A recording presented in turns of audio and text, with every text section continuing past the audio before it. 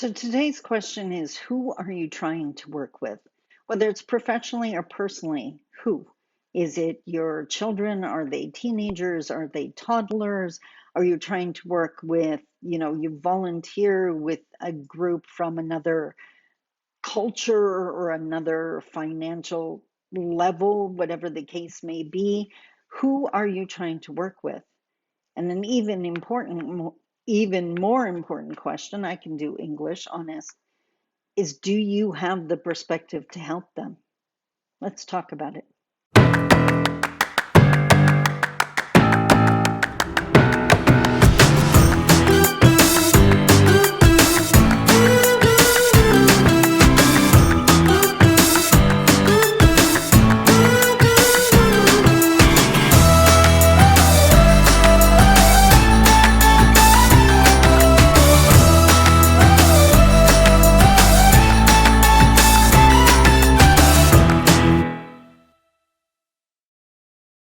Bonjour.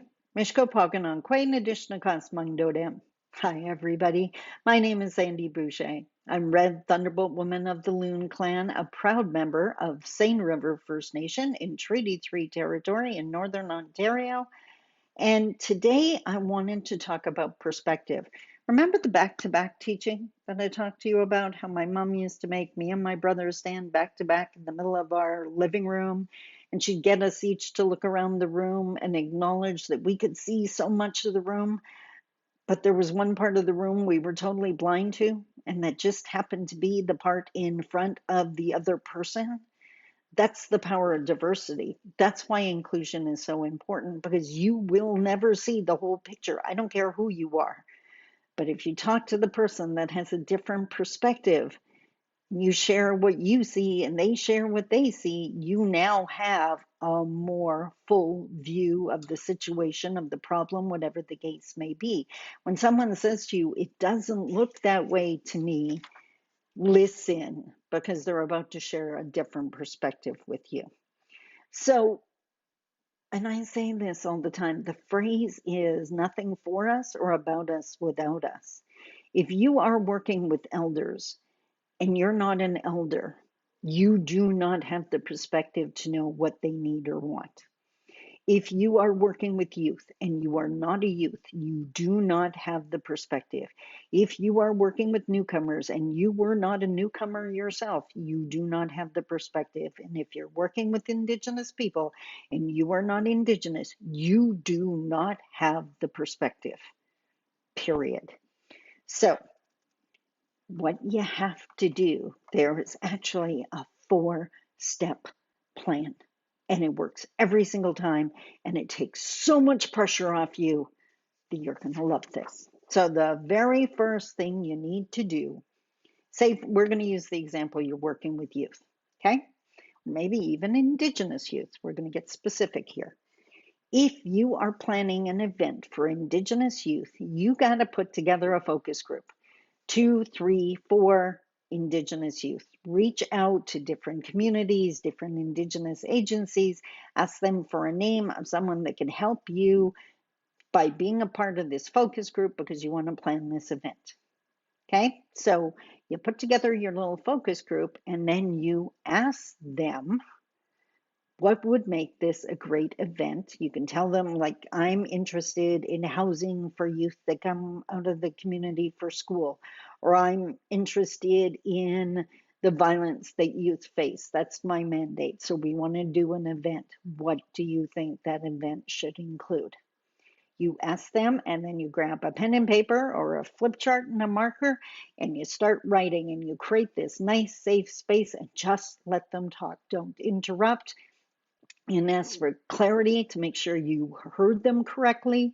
Remember, they have the perspective, you don't. But let's don't argue, don't debate it. They know the answers. They can help you. Next, help them find their answers. Like, so, well, I'm not sure what we would do. Well, okay, so if I did something like this, do you think that would be lame? Or conversational English always helps, especially with youth, especially if it's cross-cultural. So just give some examples. Well, what have you ever been at another event? Was there something that happened that really inspired you or you think would, you thought was really cool, you'd like to replicate, help them find their answers. Don't give them answers, but help them find them. Next, be willing to learn from them. Like if they say something and you're like, wow, I would have never thought of that. So why does that work? Like I'm curious. I want to learn. We all love an audience that wants to learn. So ask them, give them their voices. Young youth today across the board, and especially Indigenous youth, rarely feel like they have a voice. So you asking them to share and valuing their opinion is going to be the most amazing experience for them. And you're going to get quality information with which to plan your event. That's a win-win across the board. There's nothing wrong with that. And then the most important thing is listen to them, do their suggestion. You might even want to recruit them to help you with actually pulling it together. Maybe give them, they get free registration to attend the event, right? Maybe you can ask them to do an evaluation of the event, how they thought it turned out, whatever the case may be. But don't go back to your office and fine tune it. Don't go to your ego. Don't go to, well, they suggested this, but I think this little tweak would be better, because you do not have the perspective.